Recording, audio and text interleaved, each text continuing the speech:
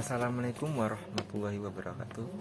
Perkenalkan, nama saya adalah Normalaka dari SDMC. Mata kuliah studi kelayakan bisnis. Dosen pembimbingnya ialah Pak Wenda. Pada kesempatan hari ini saya akan mempresentasikan tentang studi kelayakan bisnis yang saya ambil tema yaitu usaha kos-kosan. Saya akan memberikan gambaran secara umum usaha kos-kosan itu ya. Usaha kos-kosan itu usaha tempat tinggal sementara. Usaha kos-kosan itu banyak dijadikan sebagai peluang usaha atau pendapatan masyarakat karena usaha ini itu sangat menjanjikan, tidak terkendala oleh waktu, produk, dan lain-lain, sehingga hanya tempat tinggal saja yang digunakan. Pada kesempatan hari ini saya akan menganalisis 3 aspek. Yang pertama aspek hukum, aspek lingkungan, dan aspek pemasaran. Saya akan menganalisa tentang aspek hukum terlebih dahulu. Pertama, identifikasi peluang bisnis. Identifikasi peluang bisnis itu ada 3 yang akan saya jelaskan. Yang pertama, manfaat finansial, manfaat ekonomi, dan manfaat sosial.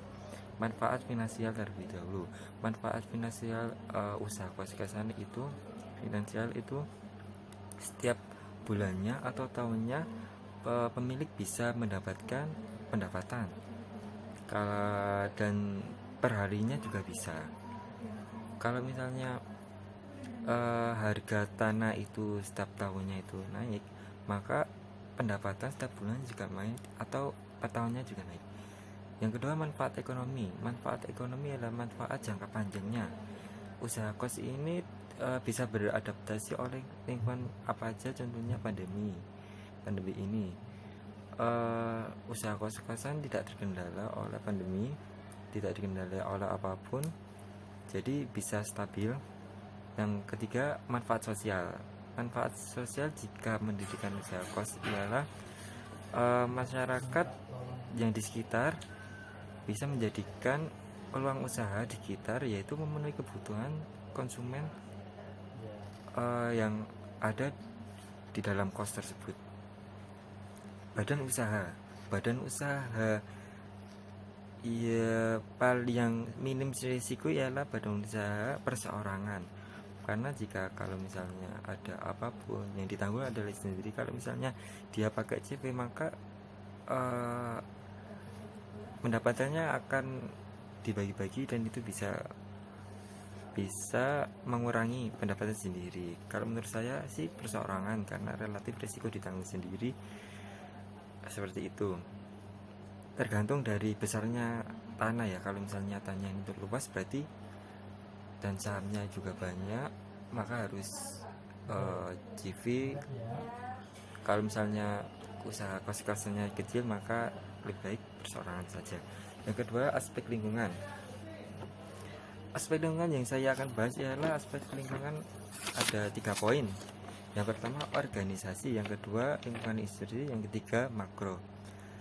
Kalau organisasi, dia mengacu pada analisa SWOT, strength, weakness, opportunity, dan threat, yang dimana setiap langkah usaha kos ini ada baik dan buruknya, seperti ada ancaman, seperti ada kelemahan, seperti ada peluang, seperti ada kekuatan. Jadi usaha kos yang baik dia bisa menganalisis pakai SWOT tadi. Yang kedua, analisis makro. Analisis makro yang saya akan bahas ialah pada lingkungan ya. Analisis makro lingkungan bisa menjadikan lingkungan sekitar kos itu ramai. Yang kedua, pendapatan daerah juga meningkat. Lalu ada sosial budaya. Sosial budaya itu yang saya tangkap ialah sosial menurut lingkungan sekitar. Misalnya memberlakukan jam malam, tidak mencampurkan antara laki-laki dan perempuan dalam satu kos. Syarat-syarat kos harus memiliki KTP, KK, dan tidak bisa sembarangan saja orang memasukinya, karena akan menyebabkan hal buruk terjadi jika tidak ada syarat-syarat tertentu untuk bisa memakai kos-kosan itu. Dampak lingkungan yang pasti dimiliki oleh usaha kos itu dampak lingkungan penumpukan sampah. Jadi kalau kita ingin membuka usaha kos, maka kita harus menyediakan tempat penampungan sampah. Yang ketiga, aspek pemasaran yang saya akan bahas ada 3 poin, yaitu analisis pasar, marketing strategi, dan marketing mix. Analisis pasar itu adalah ada market segment, customer, market segment itu adalah targeting yang akan usaha kos itu lakukan.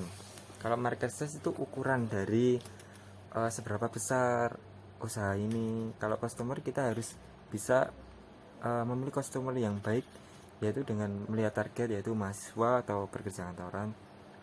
Aspek pemasaran, poin kedua ialah marketing strategi. Bagaimana usaha ini kita harus bisa menganalisis dari segmentasi, targeting, dan positioning.